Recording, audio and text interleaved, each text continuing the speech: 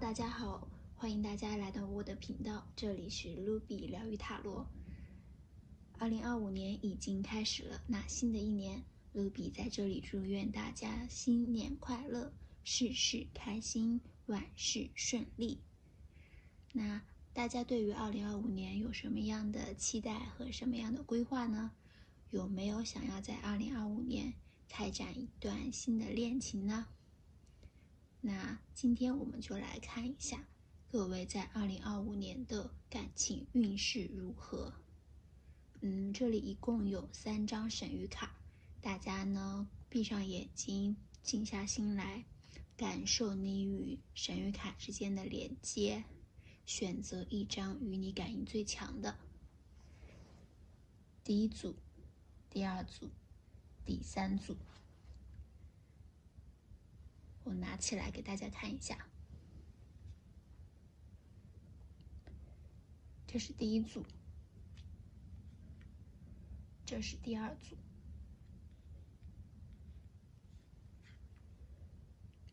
这是第3组。好了，大家来做一个选择吧。Hello， 这里是选择第一组的小伙伴。那我们首先来看一下第一组小伙伴的星座信息。这一组的话，土象、火象和水象会比较重一些，特别是水象。那对应的星座主要会有金牛座、处女座、摩羯座、巨蟹、天蝎和双鱼。这个星座是跟你的太阳星座和上升星座相匹配。那如果是不对应的话也没有关系，这个也有可能是对方的星座信息。那你可以继续听一下后面的信息，看看是否跟你有对应。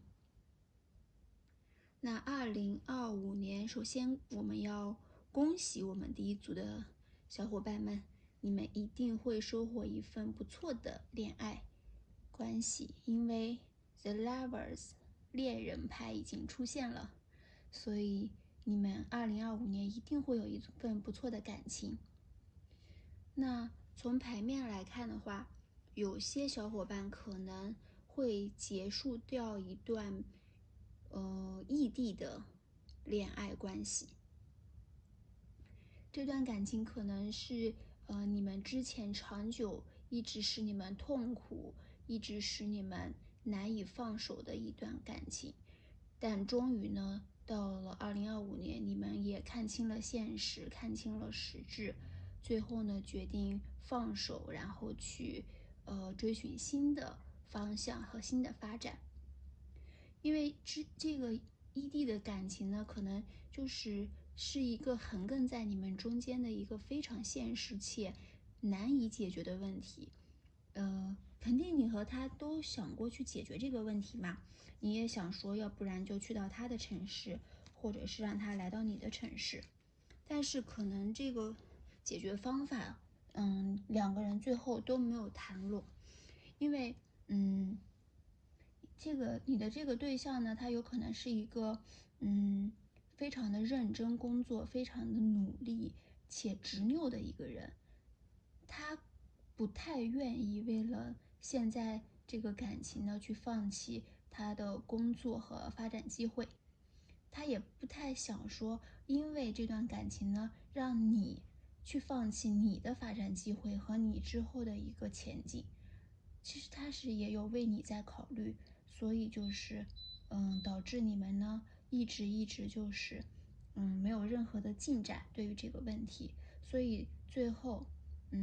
两个人呢很有可能是他会提出分手，也有可能是你会提出分手，但总之这段感情就是可能在2025年就会慢慢的走到尽头。另外呢，这个也有可能就是说我们有些小伙伴最近呢正在做一些项目，或者是做一些投资啊、理财之类的一些工作，就是你们可能有些人是做那种跨国贸易，或者是说那种跨境电商之类的，那可能你们最近的话，整个的状态是不太好的，在这个过程中会遇到一些阻碍，会遇到一些不太好的合作伙伴，导致你们的能量是比较的低弱的。那可能在这个过程，你就会首先碰到一个，非常的认真努力，能够帮你解决问题，或者说给你提出建议，给你带来满满能量的一个人走进到你的生活中。就有些小伙伴可能就是那种，工作失意，但是情场得意，就可能你们的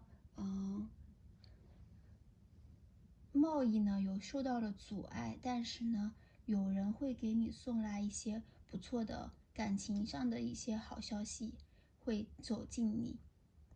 可能2025年走进你的人就是还不止一个，除了说是有一个星币骑士以外呢，另外还有一个不错的人也会走进你的生活。那你们跟他相遇的话，很有可能是通过相亲或者是朋友介绍来认识的。因为比如像是一开始提到的，就是结束感情的这些小伙伴呢，在这段感情中，你们受到了伤害，受到了一些内心的伤痛，但是这也是一种成长和磨练嘛，就是你们通过这段感情，可能就是真正的看到了说爱情和婚姻就是不一样的东西。以前你觉得爱情大过天呐，我只要有爱情的话，就什么事情都可以办成的，什么东西都不是困难。但现在你就明白了，就爱情并不是万能的，就是很多很多事情都会让它不堪一击。所以你之后可能会根据之前的一个恋爱经历呢，来调整自己的心态，做出一些调节和平衡。就是会把感性放在一边，然后把理性加进来多一点，然后相互调和，来重新规划和认识一下你最终的一个择偶目标，以及你对于爱情、对于婚姻的一个看法。这个人呢，另外这个人呢是一个有钱且帅气的不错的一个对象，家里很有可能是搞实业或者是搞房地产，反正家境很不错，甚至也有可能说，家里就是有很多很多的房产，能够给他一个很不错的物质支持，所以呢，他整个人呢其实就会更加的显得自信，显得侃侃而谈，你们相遇的时候，第一眼其实就是并没有是那种就是一见钟情那种火花带闪电那种擦擦擦擦的那种感觉，但是呢，两个人是非常的安心，就是交谈是非常的舒心且愉快的，就是你们是一个三观很合得来，然后很能聊得来。它呢能给你就是一种非常舒服的感觉，所以你们的发展会非常的快。有些小伙伴呢，就是说可能是跟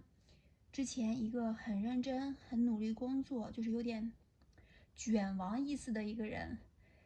可能是分手了，但也有可能就是有些人小伙伴呢是遇到了两个人，一个呢就是我们的小卷王，我们的小努力，就努力生活、精力旺盛、非常非常正能量的一个人。那也有可能就是还有一个就是我们的多金且帅气的钻石王老五，就是房产大亨。就有些时候小伙伴可能会遇到两个人哈。那这个人呢，可能你遇到他的时候，他也是带有一定的伤痛的，他可能也是就是结束了一段并不好的恋情，或者是说在情感上受到了一些伤害，比如说是来自父母的压力，或来自父母的不信任，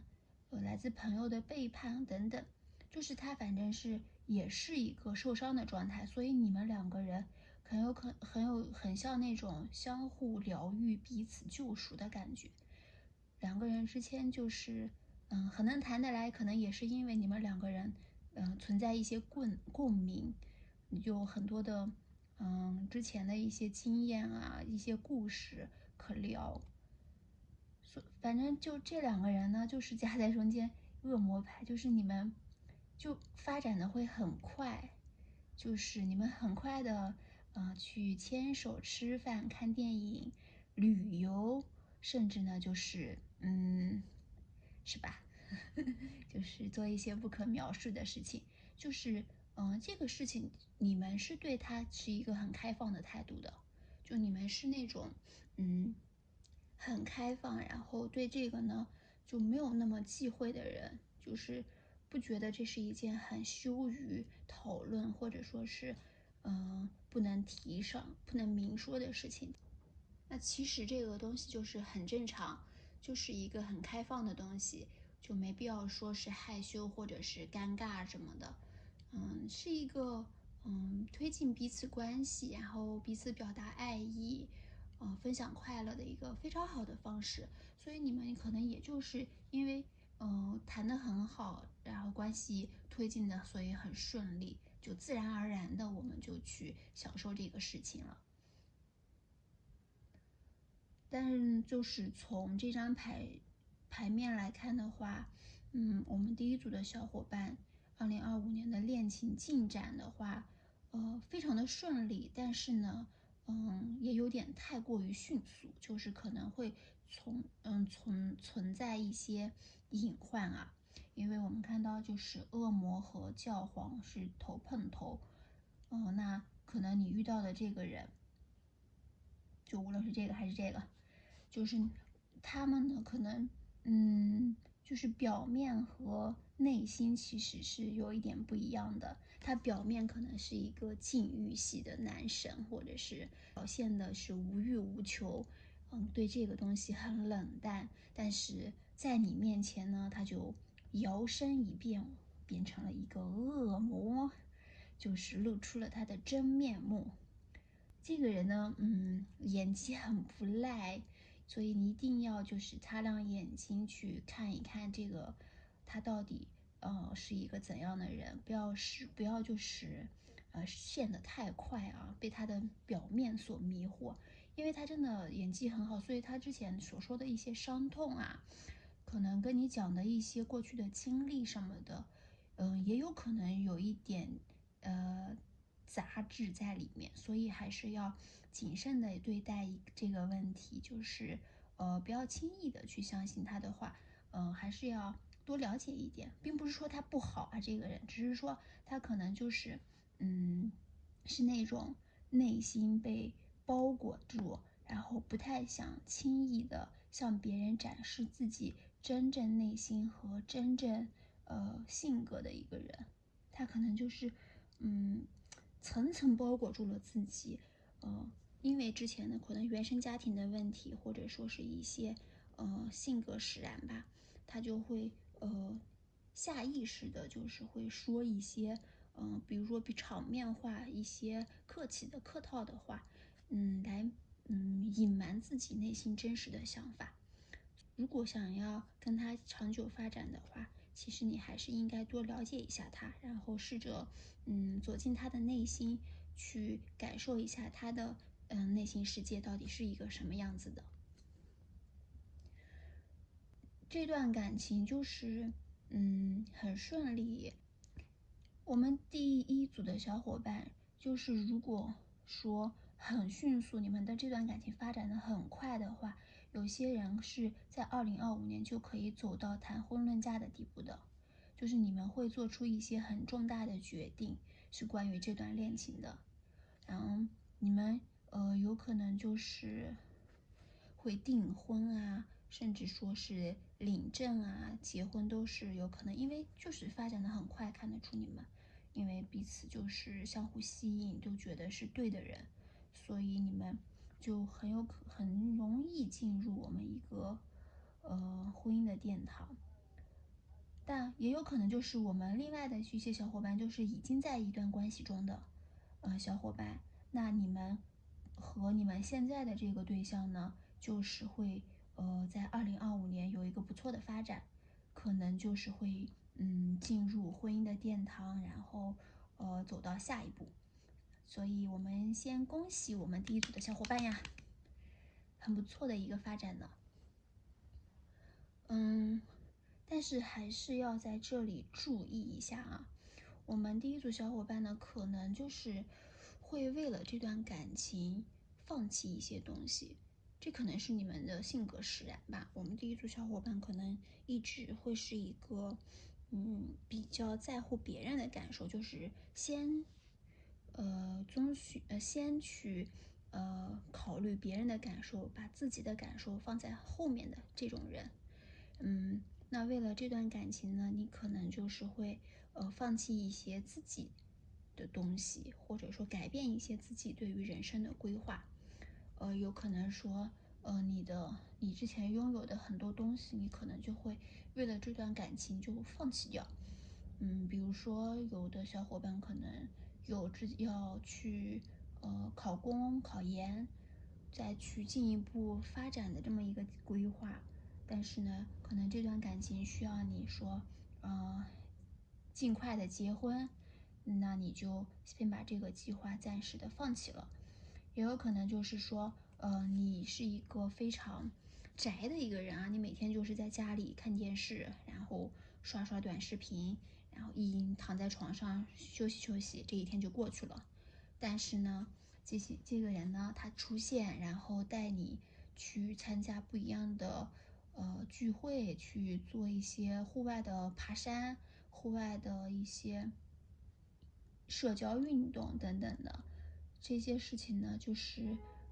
会占用你的一些休息的时间。可能你确实对这个东西也不是很感兴趣，你觉得还不如在家躺着来的舒服。但是呢，就是你为了去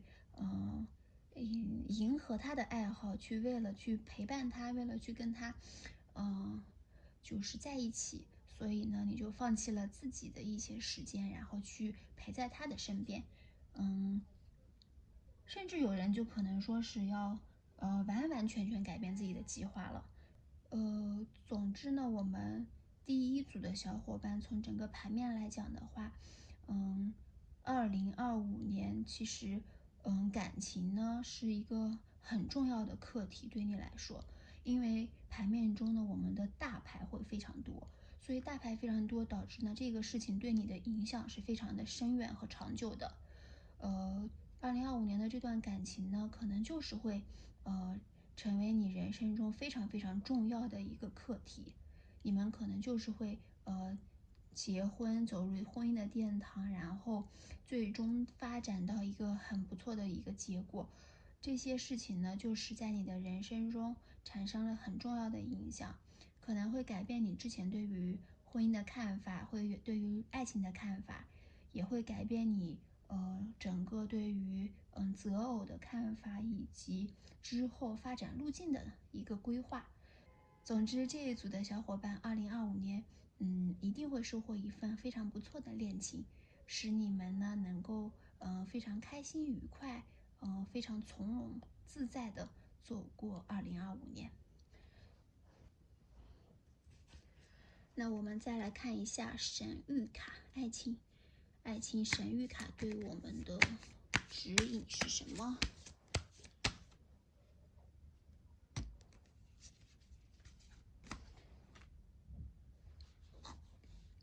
？Get more information， 获得更多的信息。那神谕卡其实也是提醒你要去更多的了解你这个恋爱对象啊。就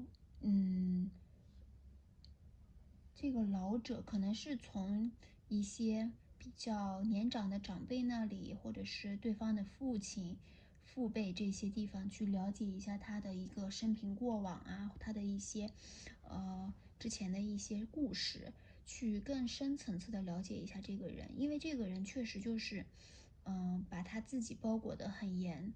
你很难去轻易的窥探到他的内心，所以还是得下一点功夫去深刻的了解这个人。而且你们发展很迅速嘛，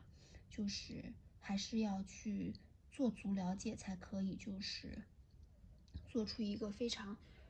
明智的决定嘛。因为我们充分的了解肯定是必然的嘛，要选择，如果说选择要跟这个人共度一生的话，那我们充分的了解肯定是必然的嘛，不能是只是看他的一些表面现象，或者说只言片语，就是能够完完全全的了解到这个人全部。那我们再看一下还有什么呢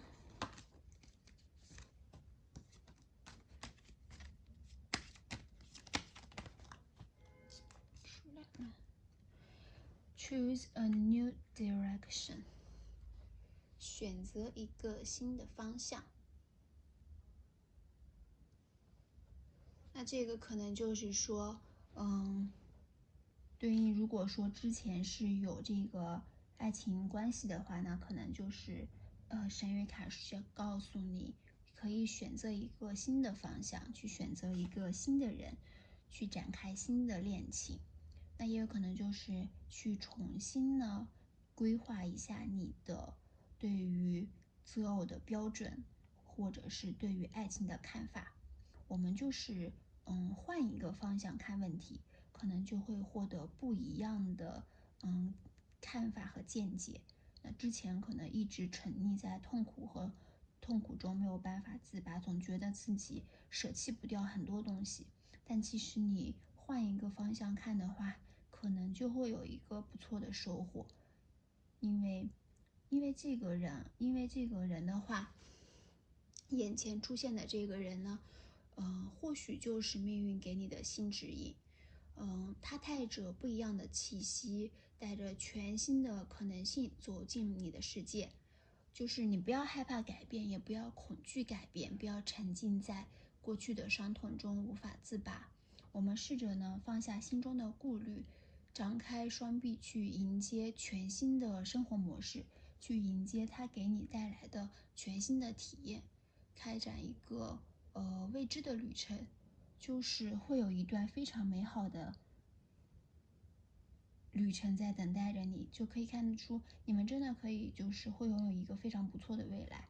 就会得到大家很多人的祝福。那我们就是一开始可能做出一些改变会不太适应吧，但是你只要沿着这个方向走下去的话，就一定能有一个不错的未来。因为你们看到，从牌上看到你们会拥有一个非常光明且美好的一个未来，会获得很多很多人的祝福，就很有可能你们就是要结婚了，你们就是会有一个非常幸福的结局 ，happy ending。那我们再来看一下还有什么呢？No， 勇敢说不。爱情神谕卡说让你勇敢说不。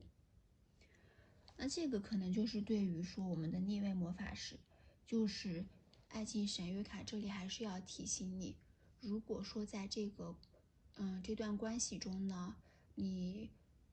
有受到委屈，或者说受到一些不公的话，要勇敢的说不。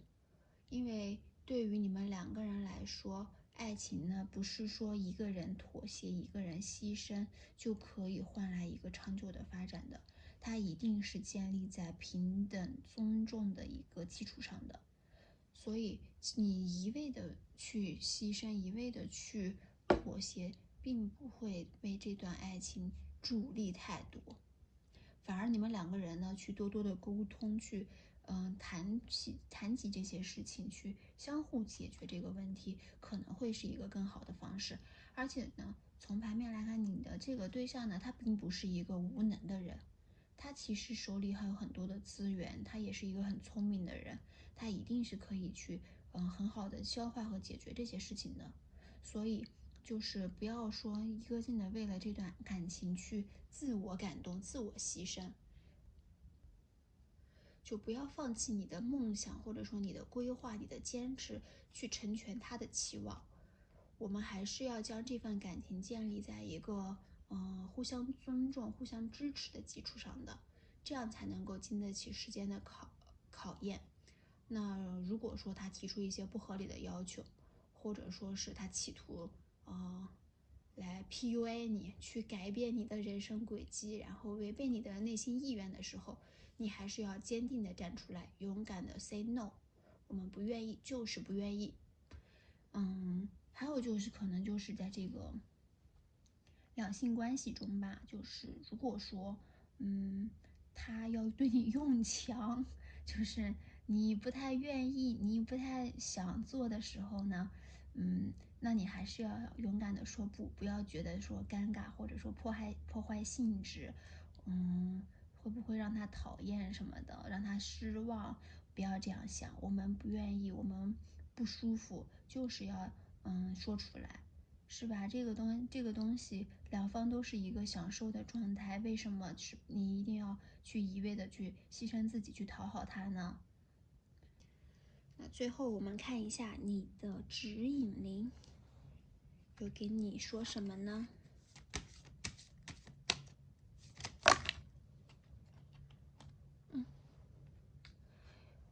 ？Hope is a conduit for miracles。希望是奇迹的通道。那确实就是如你的指示灵所说的，就你还是要对爱情怀有期望和期待，就不要因为说之前的一些痛苦的过往，或者说是一些长久等待，然后又苦苦等不来，然后或者一些什么现实的问题啊，你跟他之间经常的争吵啊之类的，然后你就觉得说，爱情不值得，就没什么好的。还是要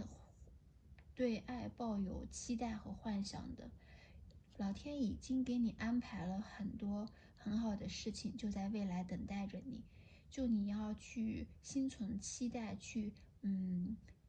期待他的到来，去感受他的到来。当他来的时候呢，你才会觉得啊，真好。就原来真的是有那一种总算心心念念终有回报的感觉，才会就是更加的去感谢、感恩以及去珍惜这段感情。以上就是第一组小伙伴的全部信息啦，祝你们幸福啊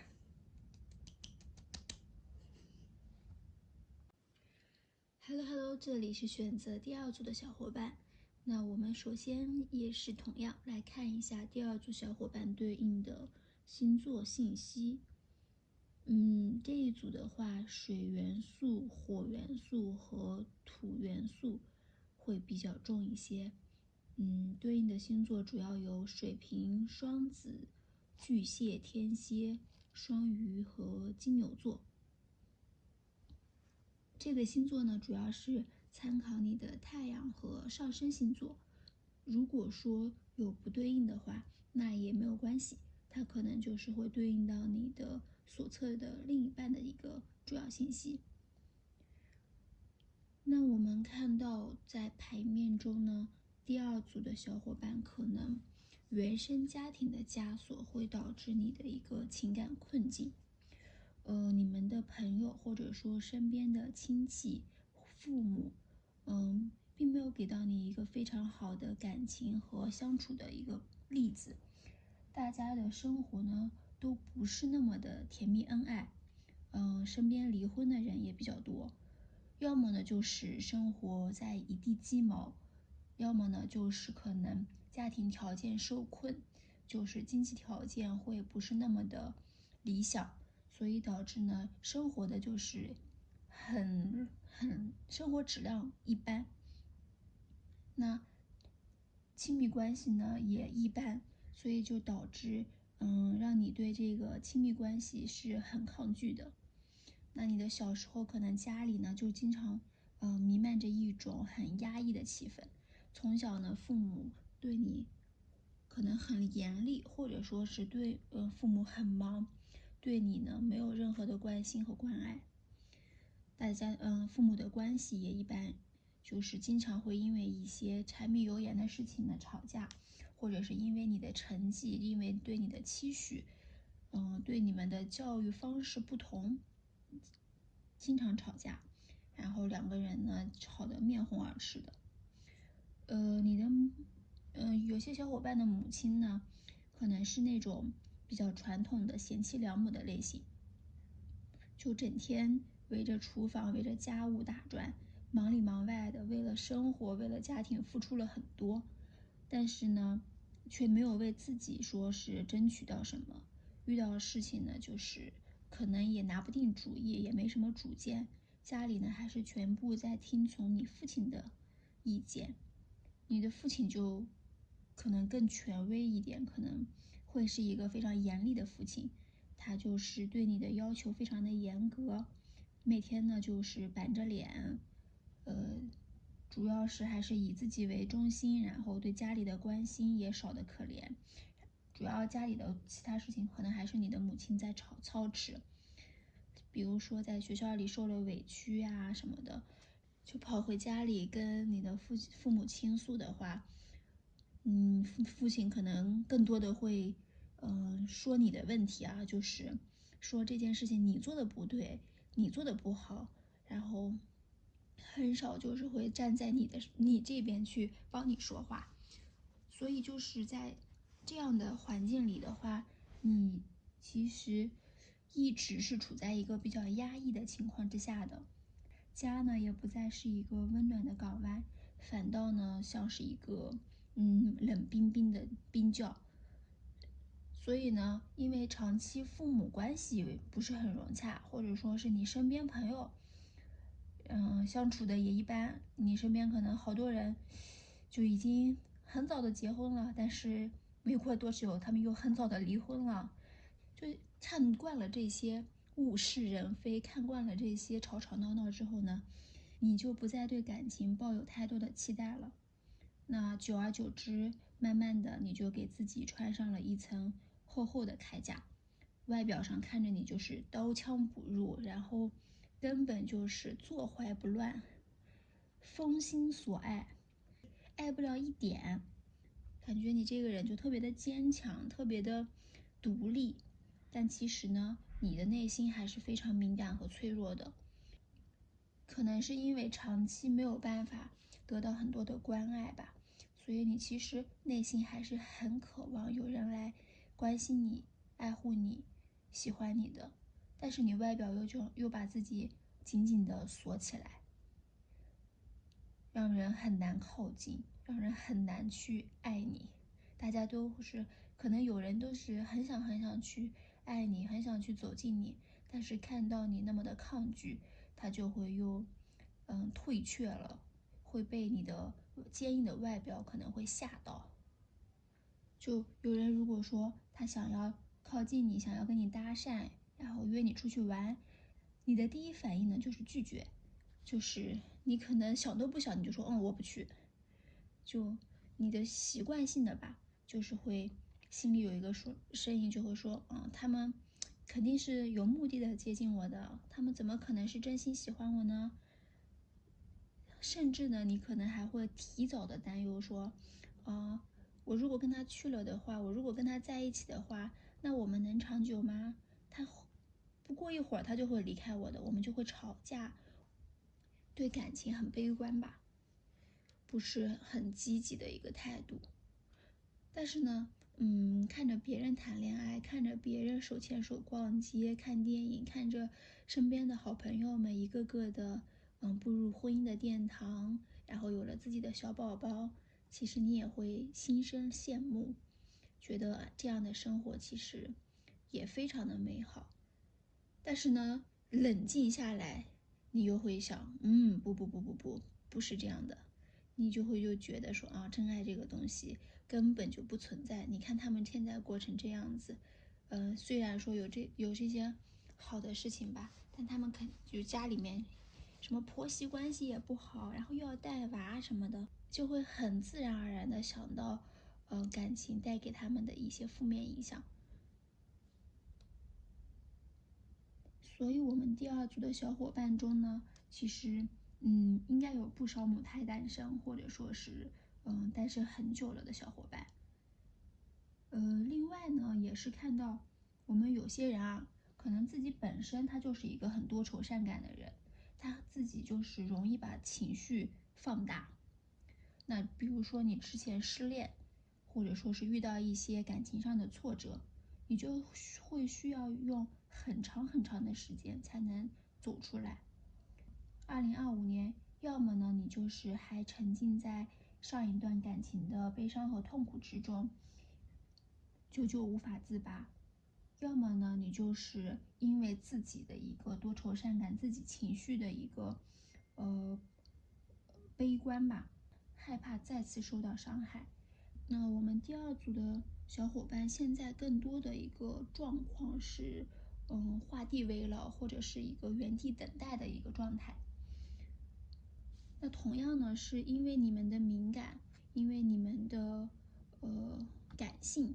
和强大的一个同理心，所以呢，你们拥有很强的创造力和想象力，具有艺术的天赋。所以我们第二组的小伙伴有很多可能是从事艺术啊、创作之类的工作，比如说画家、作家，一些自媒体的创作者等等。你们的灵性也是很充沛的，经常呢能够感受到宇宙与你们的一些共鸣。不过虽然说你们可能现在的状况是一个比较低下的一个能量，但是呢，人生嘛，就是一场非常奇妙的一个冒险。2025年呢，就会迎来一个非常大的惊喜，而且你可能会遇到不止一段的缘分。首先，我们看到有这样一个人，他像强盗一样，他像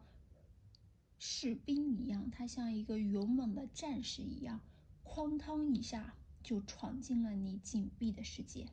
对，就是哐当一下闯进你的世界，因为你的世界就是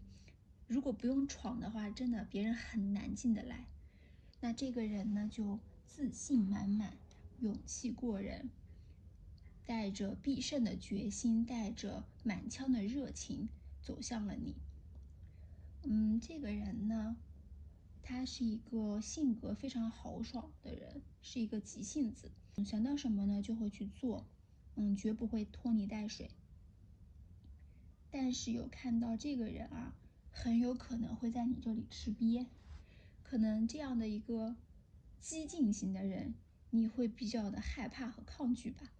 就他向你表白，向你靠近的话，你可能还是会有点抗拒，所以在最后呢，你应该会选择拒绝他。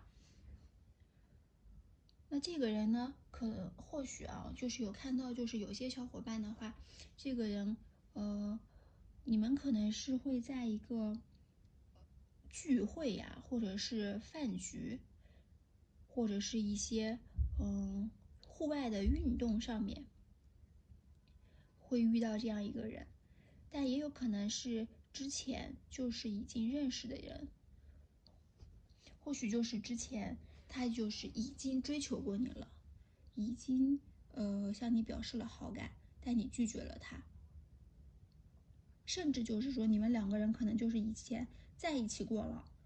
分手之后呢，他再一次呢对你发起了进攻，对你进行一系列的穷追猛打，希望能够换回你的真心，但是呢，很遗憾，你可能还是再次的拒绝了他。因为就像前面说的嘛，就是你其实是一个比较抗拒轻易的付出真心的人，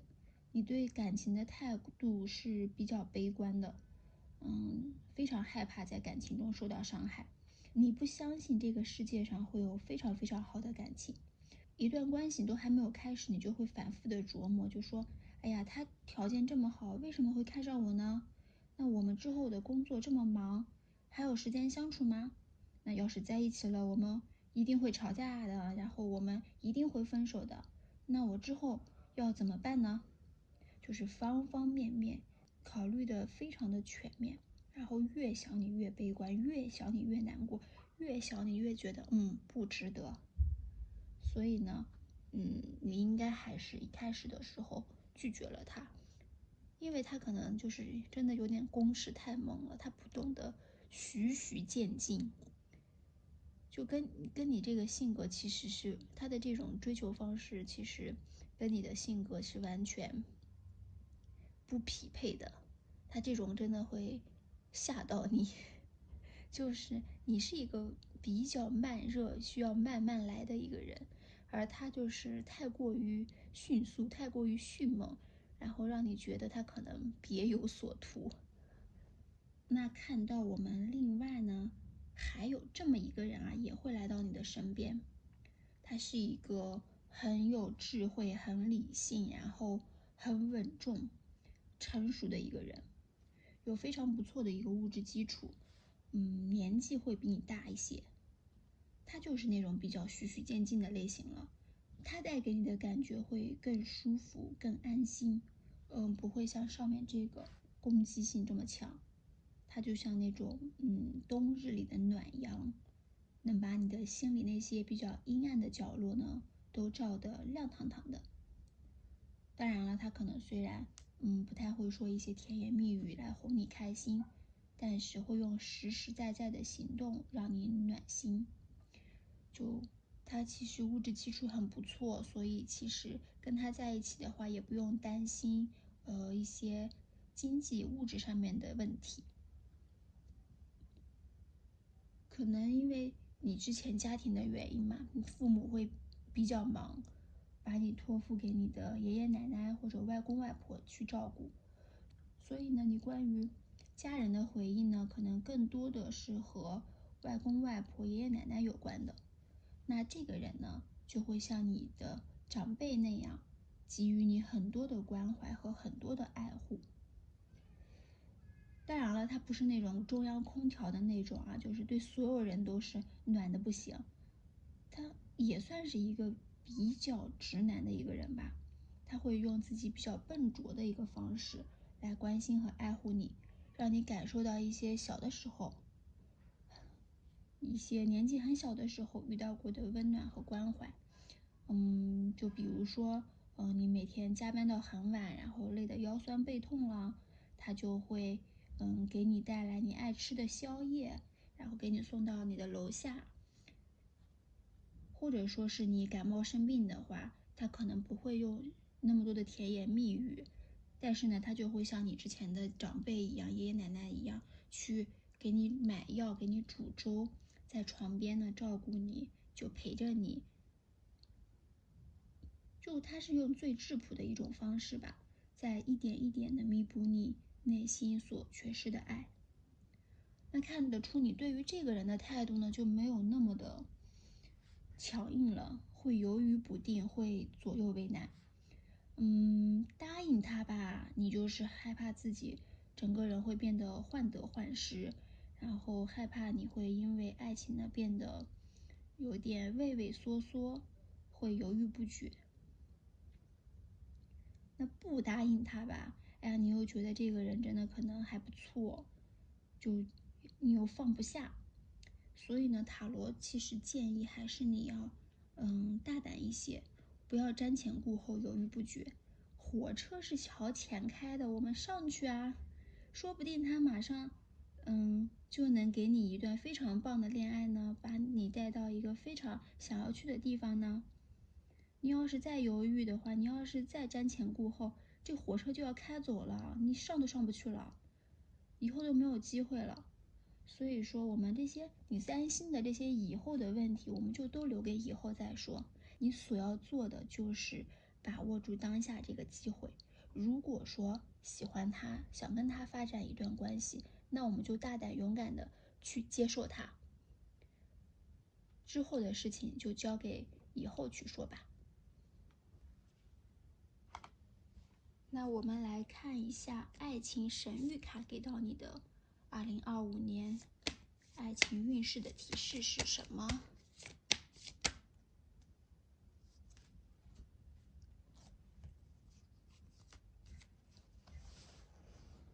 ？Reconsider， 重新思考。那神谕卡是提示你要重新思考爱情，可能原生家庭带给你的伤痛呢，是一时半会儿不能抹去的，是很深刻的。但是千万不要让它成为你拒绝爱的借口。爱情有时候呢，就像是一场冒险，你不迈出第一步的话，你永远不知道后面的风景是有多美的。你如果抗拒它的话，你永远都没有办法享受它带给你的美好。所以我们不要让未知的恐惧来囚禁了你追求幸福的脚步。当有机会来敲门的时候呢，就是我们哪怕手抖，哪怕心慌，也要鼓足勇气去打开那扇门，去接受生命中不一样的事情。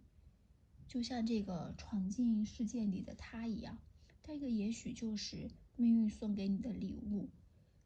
那给彼此一个了解的机会，给彼此一个接触的机会，说不定你就能够开启一段甜蜜的旅程，享受一段非常美好的感情。那勇敢的人先享受世界，也先拥抱爱情。所以我们一定要做一个勇敢的人，要对所有的事情保持积极乐观的态度。每一次的心动呢，都是生活的馈赠，所以我们就是不要害怕说失去对方，我们就不敢去拥有了。失去可能是我们人生的一个终点吧，就无论你是现在失去，还是说100年之后再失去，失去都是我们的一个人生的终点。但是我们得先拥有，才能够失去，才有资格去失去。所以2025年我们要勇敢爱，大胆追，让2025年成为你的爱情重生的元年吧。再看一下还有什么呢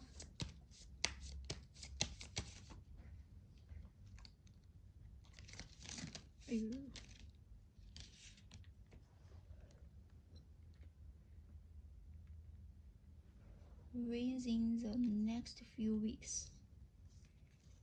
好棒啊！可能在接下来的几周里面，你就会有恋爱的机会了。所以恭喜我们第2组的小伙伴们，新的感情正在向你走来，所以放开心态，准备好迎接它吧。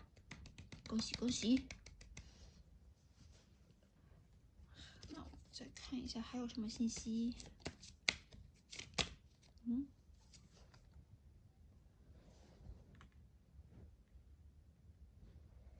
Meditation brings answers。冥想会给你带来答案。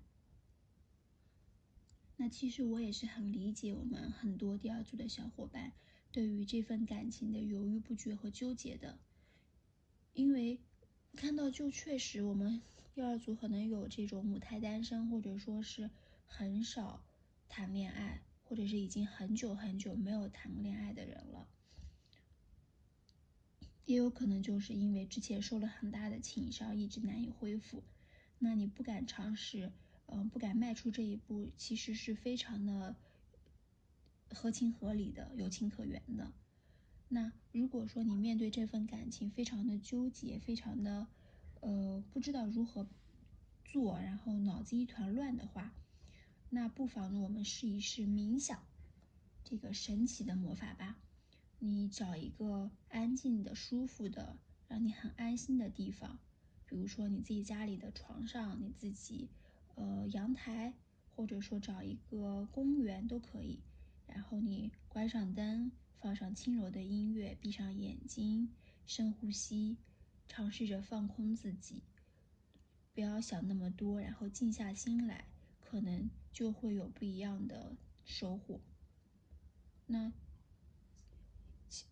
如果说喜欢宅在家里的小伙伴呢，可能希望你们能够走出去，去公园里面去呼吸新鲜的空气，去晒晒太阳，去听听风的声音、雨的声音、雪的声音，去多感受大自然的力量。因为你们的灵性其实是很充沛的，你们去多和这个宇宙去和自然做一个链接，感受它带给你的能量和传递给你的信息，或许呢，你就会找到你内心的答案。那最后我们看一下你的指引灵，你的指示灵想要跟你说些什么呢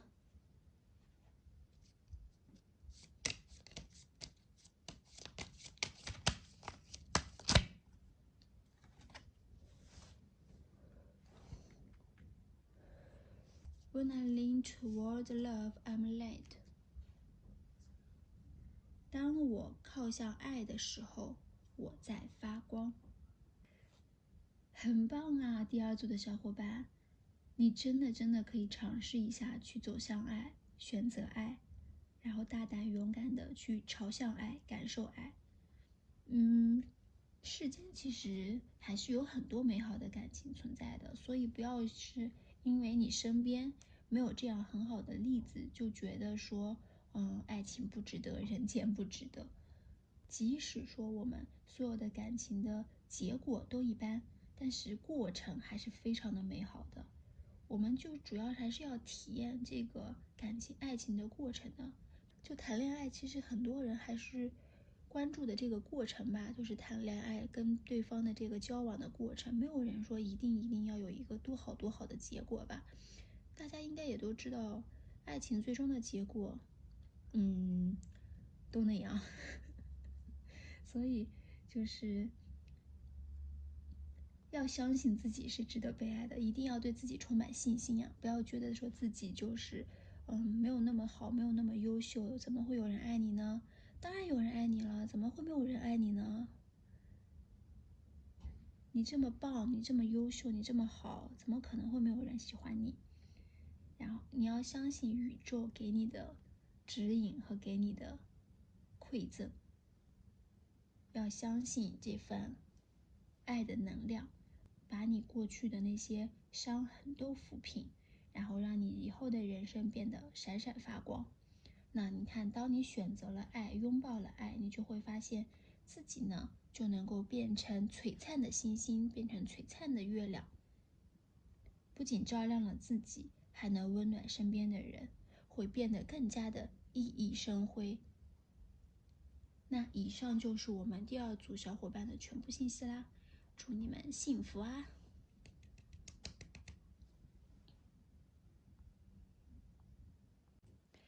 ！Hello， 这里是选择第三组的小伙伴。那我们首先来看一下第三组小伙伴的星座能量。第三组小伙伴的话，水元素、火元素和风象元素气质比较重，对应的星座主要有白羊、狮子、射手、巨蟹、天蝎和双鱼。这个星座主要对应到的是你的太阳星座和上升星座。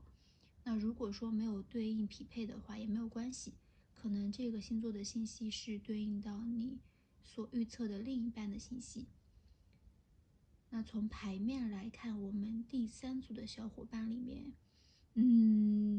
有很多恋爱脑啊，有很多爱情至上主义者。那过去的日子，可能有些小伙伴是为了心中那份挚爱，那份炙热的爱，那份强烈的爱，你们付出了太多，多的有时候有些小伙伴可能连自己都搭进去了，就是放弃了很多你们拥有的东西，去追寻一份很难的爱情啊。就是有小伙伴是为了那么一个人，那个把你迷得神魂颠倒的人，为了跟他就是能够长久的相处，为了让他能够长久的陪在你的身边，和他有一段美好的关系，你就是心甘情愿的为了他放弃了很多宝贵的东西。比如说你为了跟他在一起，放弃了你的工作机会，放弃了升职加薪的机会，或者说你跟他以前是异地的，为了他你放弃了你的城市，然后来到了他的城市。又或者说是你身边明明也有很多就是条件不错的人，也有很多不错的机会，但是你就是看上了这么一个人，然后你就是满心满眼只有他，就果断的拒绝了别人，斩断了其他所有可能的退路。甚至有些小伙伴可能就是父母是不同意你们这份感情的，就父母可能觉得这个人不值得你托付，但是呢你还是倔强的像个傻一样跟家人呢吵得面红耳赤，然后跟家里人呢闹得很僵，就是为了捍卫你的这段感情。但是即使你这么努力吧，即使你付出了这么多，做了这么多的努力，但是结果可能往往是不如人意的。现实可能会给你重重的一个打击啊！这段你寄予厚望、付出所有的感情呢，并没有像童话故事般那样迎来非常美好的结局。这个人呢，可能就是因为现实的问题，会对你们这段关系呢慢慢的变得冷漠，你们之间的争吵会越来越多，你们之间的隔阂也会越来越深，到最后呢，你们的结果就是分道扬镳，最后就是渐行渐远。所以我看到2025年我们第3组的小伙伴会因为一段感情持续痛苦，会陷在之前的回忆里面无法自拔，觉得自己做的不够好，不够努力，还在找原因，还在想不出到底是哪里出了问题，为什么我和他就是没有办法走到最后。就整个人呢，你的2025年一开始可能能量是非常低迷的，就是情绪不佳，像是被抽走了精气神似的。每天呢，睁开眼睛闭上眼睛都是跟他满满的回忆，每天都在心心念念的盼望着他能不能回心转意，可能要看他的微信朋友圈看个好几遍，从他的这些微信啊、抖音啊各种各样的社交平台上面去窥探他的近况。你的心里就是怎么也过不去这个坎吧，就是想不明白，就是不懂不明白为什么自己对他那么好，自己做了那么多，付出了那么多，最终换来的却是这样的一个下场。就是这是一部分的小伙伴可能面临的情况。那另外呢，也有小伙伴是对爱情抱有非常非常美好的幻想和期待，可能是受到一些现在的一些偶像剧呀、电影、电视还有小说这些的影响，觉得就是爱情就是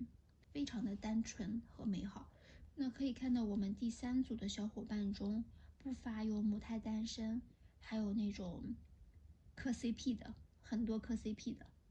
然后 CP 磕多了，然后浪漫的小说、电视剧看多了，潜移默化的呢，你就会以为现实中的恋爱也应该就是这样子完美无瑕的。可是真正的你在现实中呢，去交了朋友，然后相处下来，就才发现怎么跟书上说的不一样呢？怎么回事？都是骗人的，哪有那么好的恋爱呢？哪有那么好的恋人？大家都是有缺点的，都是有脾气的，就不可能生活中相处中就是无微不至，然后面面俱到的关心你，就觉得说，哎呀，正儿八经的恋爱怎么跟书中的都不一样，完全不一样，然后就导致你的心里会有一个落差。比如说，你情人节的时候呢，你满心的期待就是这个人呢能够像电视剧上演的那样给你准备惊喜，一个浪漫的烛光晚餐啊，或者是一个非常惊喜的礼物啊，然后或者说就是说很简单的一个非常正式的约会，那可能现实中都很难有。他可能忙着工作，忙着应酬，就下班回来就瘫在沙发上，然后给你非常不正式的给你的礼物，然后交给你说情人节快乐。现实中跟你想象中的恋爱呢，总是差了那么一大截。然后呢，你呢又是一直陷在对于这个完美爱情的执念里面，就会一次一次的受伤，一次一次的失落，一次一次的怀疑，就是说这个人是不是不爱自己，所以才会对自己这个样子。那还有一些单身的小伙伴啊，就是深陷在这个磕 CP 的美好幻觉里面，真的就觉得说，只要我磕的 CP 幸福了，那我无所谓，我就什么都成，只要他们在一起，我磕的 CP 是真的，那就好。就现在这样的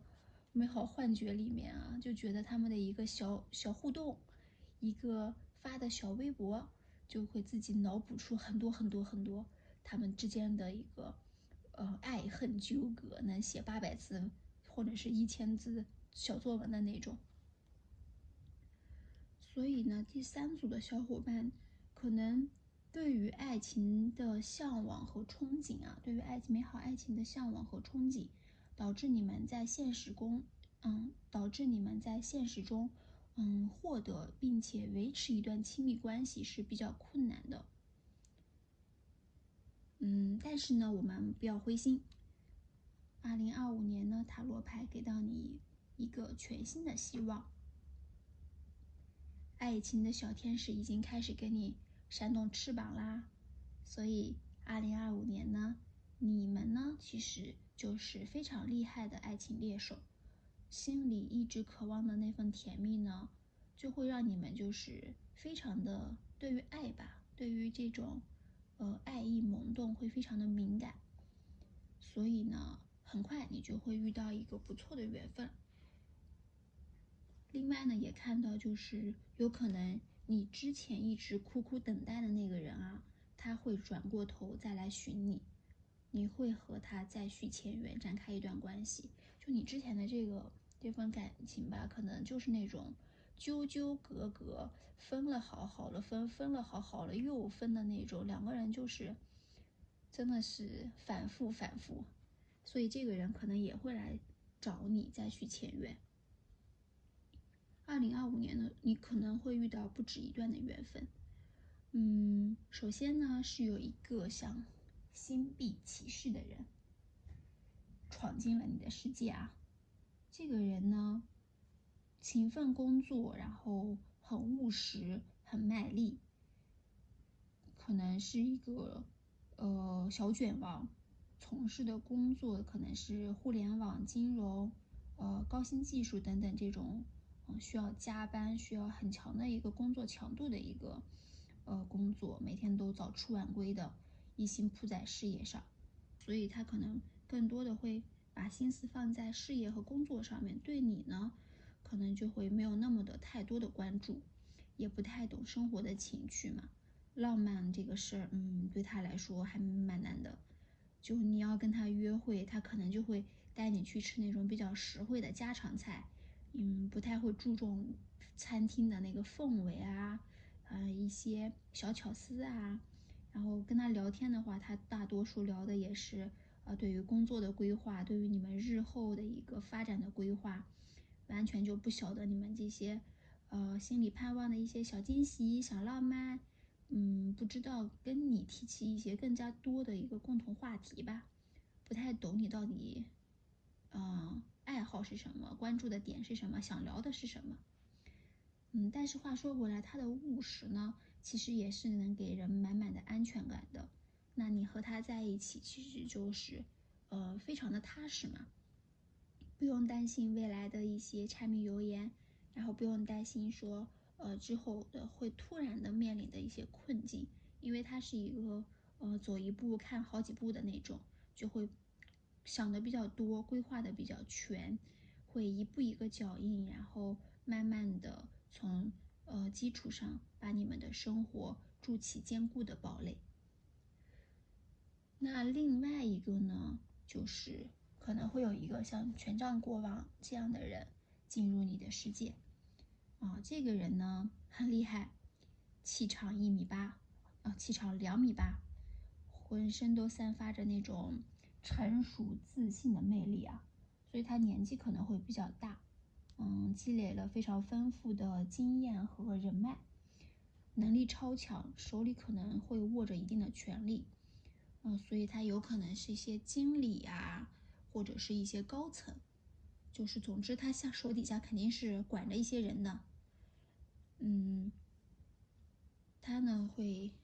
也有可能是那种公务员、政府工作的政府机关的一些领导，或者有点小权力的人。这个人他见多识广啊，就是读的书很多，知道的也很多，就跟一个行走的百科全书一样。就你问他什么呢，就不管对不对吧，他总是能跟你说上这么两句。在你迷惑的时候呢，在你不知道要怎么办的时候呢，他也能够给你指点迷津，帮你分析问题，然后给到你一些解决问题的建议。所以你如果是有些事情啊，就是单纯的可能就是跟他吐槽一下，就是想发泄一下，他也会就是类似于那种给你上课，比较爱上课，就你可能只是说哎呀工作好累啊什么什么的，他就说工作哪有不累的，就开始给你上课，就是比较这种有点好为人师吧，好为人师的感觉。但是呢，你跟他在一起的话，就是会有那种，一点点的崇拜感，觉得这个人，知道的东西好多，就很有能力。另外一个呢，也是他能够给到你那种类似于，长者对你的关心和对你的教导，你会找到一个非常坚实的依靠，心里也会特别的踏实。从牌面来看的话，你与这两个人，特别是这个人，你们很有可能是在网上认识的，或者是在聚会饭局上认识的。另外呢，这些你也可能这两个人中可能也有就是之前的旧人，就是那个你一直念念不忘或等待已久的旧人。如果是新人的话，那很可能是你对他一见钟情了，你对他一见钟情，然后你主动的出击去追求了他，但是呢，对方是一个比较慢热的人，不会是一个很主动的人，所以你的主动出击一开始啊，可能不会有一个非常积极的反馈，你和他聊天的时候呢，就是那种你问什么他答什么，他不会说主动的去找话题跟你聊，或者就是你说了一大堆，哒哒哒哒哒发了一堆的消息过去，他就只能给你回两三个字、几个字、几句话这种，甚至回个表情包这种。然后你约他出去看电影啊，去逛街、吃饭什么的，他可能也会因为工作的事情，或者是因为一些饭局其他的事情呢，一再的拒绝你，反应很冷淡，你就会觉得很受伤。当然，因为你要是这样一个劲的追求人家，人家还这样对待你的话，你肯定会很受伤。怀疑他是不是根本不喜欢你啊？觉得怀疑这个感情是不是根本没有什么机会了？但是这边呢，就是提示你，请放心，他其实对你还是非常有好感的，就是他只是这个人的性格使然啊，可能他就是没有那么的会去搞这些东西。他其实内心还是，你要是对他示好，你要是靠近他的话，他内心其实还是小鹿乱撞，还是很开心的。但是他就是可能就是表现出来的呢，又不是那么的开心。所以对付他的话，你就是可以试着偶尔的就是晾晾他，我们欲擒故纵的小招数我们使一使，让他呢晾他几天，他就会忍不住自己屁颠屁颠的又来找你了。那如果是一个旧人啊，就也可能是你主动联系他，向他示好，希望呢能够跟他再续前缘。因为可能你的执念会更深一点啊，所以你会主动的去找他。那从牌面来看的话，不论是旧人回头还是新人登场，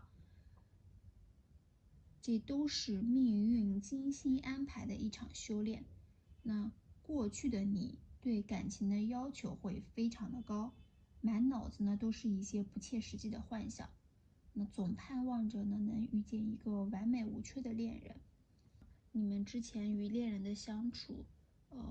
会有很多的争吵、不满和猜忌，你常常觉得他不够爱你，对你不够好。那经历了这么多，2025年了，你也该明白了。那现实中呢，我们还是要放低对于一个恋人的要求和期待。面对这次的新感情，我们呢可以试着改变你对于感情的看法，我们多一点的耐心，多一些的宽容，降低一些标准，不要要求那么多，不要因为一些小事就和对方闹别扭，去试着接纳对方的不完美，说不定呢你们就能获得长久的幸福。因为命运之轮已经开启了，这个人呢就是你2025年的一个上天注定的缘分和安排，它会给你带来全新的体验，开启一段非常不一样的生活。你要做的就是顺应命运的变化，感受命运给你带来的美好，去接受生命中的改变和接受心理上的改变，去把自己调整到一个更好、更积极的一个状态，去迎接这段感情和体验感情中的美好。那我们来看一下爱情神谕卡有给到你怎样的启示吧。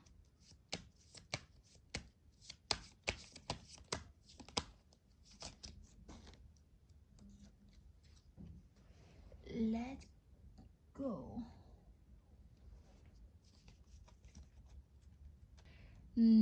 神谕卡提示你，亲爱的，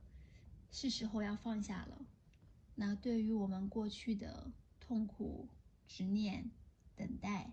这些呢，就像沉甸甸的包袱，压得你喘不过气来。所以，亲爱的你，不要再为过去的人、过去的事情伤春悲秋了。既然2025年有这么多的新机会在等待着你，在向你招手，命运已经安排了所有的最好的事情来找到你，那何必死死地抓住过去不放呢？如果说你一直纠结的那个人，他真的不珍惜你，不懂得你，不爱你，你再怎么等待，他也不会回头的。那我们倒不如潇洒一点，把过去的种种不如意呢，都抛在脑后，轻装上阵，去拥抱我们2025年新的感情和新的惊喜，开启新的生活篇章。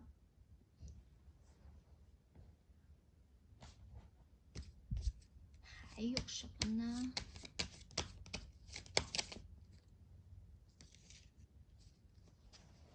？Unlikely。这个词有点扎心呢，但或许也是真相。那对于那个让你牵肠挂肚、付出无数的旧人呢，神谕卡就是在悄悄地告诉你，复合的可能性微乎其微。当然不是你不够好，也不是说他太过绝情，就是生命中有些人呢，注定他就是只能陪你走过一段路程。命运之轮已经将过去抛下，开启了新的人生。那与其说我们把时间浪费在等待一个不确定的结果上，不如我们向前看，我们努力的往下一个旅程奔赴，说不定在下一个转角就能遇到一个真正与你携手一生的人。其实人生中的每段感情呢，都是一场旅程，途中呢有风雨，有彩虹，过往的伤痛呢，都是我们成长的代价，而新的缘分呢，就是命运给我们的馈赠。我们勇敢的前行，策马奔腾，就一定会遇到最美的风景。另外呢，如果是你主动追求的这个人，他不喜欢你，他不会和你有进展， unlikely， 不会的，不可能，不存在。他非常喜欢你，只是说性格使然，他可能对你的追求，反应迟缓。不要伤心难过，拿下他就只是时间问题而已，轻而易举，唾手可得，唾手可得。你们可是命运之轮的安排，上天注定的缘分呢。还有，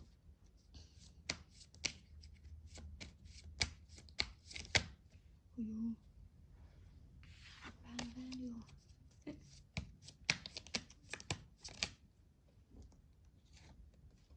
哦，forgiveness。是的，我们第3组的小伙伴一定要学会宽容，学会谅解。两个人的相处难免会有摩擦，就像我们牙齿和舌头，他们再好也偶尔会要打架的。就不要像我们之前那样，一不如意我们就大发雷霆，然后要求对方呢变成你想象中最完美的样子。每个人呢都有自己的成长轨迹嘛，都有改不掉的小毛病。你让他变成完美的样子，但是他并没有要求你也变成他心目中想要的那个样子吧。我们要学会包容别人的缺点，去多站在对方的角度去想一想，多忍让别人，多容忍别人，多宽容别人，那感情的路可能就会走得更加顺畅一点。爱情不是说寻找一个完美的人，而是学会用完美的眼光欣赏那个并不完美的人。就像未来生活中出现的这个人一样，他可能不会很浪漫，他可能不会讲甜言蜜语，他甚至说可能很木讷，但是呢，他有一颗真心，他完完全全的对你好，对你很真诚。那我们要用看得到别人的优点，我们要用这样的眼光去看他，去发现生活中别样的美好，去肯定你这份爱情的美好，忽略你那份爱情中或多或少的小瑕疵。最后看一下你的指引灵给到你什么样的指示呢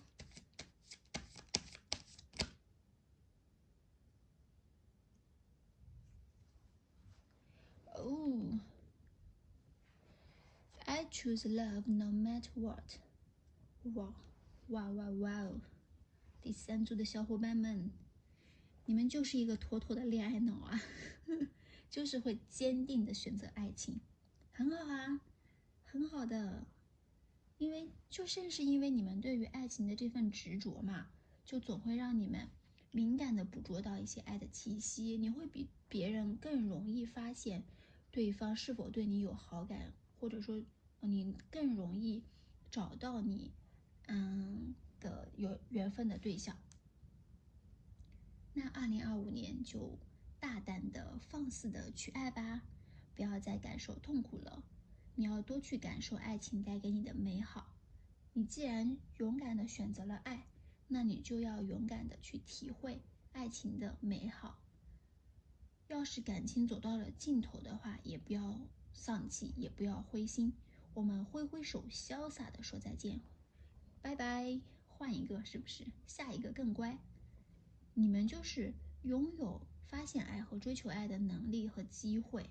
你们就是所要做的呢，其实就是在爱情中，在一段段美好的爱情中变得更可爱，让自己变得更优秀，而不是说让这份爱来成为你成长的阻碍。那以上就是我们第3组小伙伴的全部信息啦，恭喜你们，希望你们能够幸福啊！